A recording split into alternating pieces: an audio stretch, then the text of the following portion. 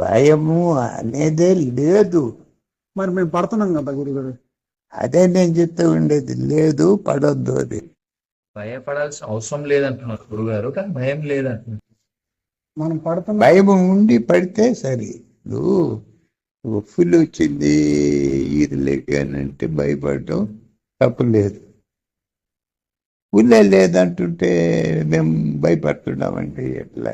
అయితే మేము పడుతున్నది మరి భయం అంటారా లేకపోతే ధైర్యం అంటారా? భయం అంటే అసలు లేదు అని, భయం అనేది లేదు. కరెక్టే గురుగారు, మేము పడుతున్నది మరి అదేంటిదో మేము అనుభవిస్తున్న భయం అదే మేము అనుభవిస్తాం. అది భయం కాదు, అదేంటి?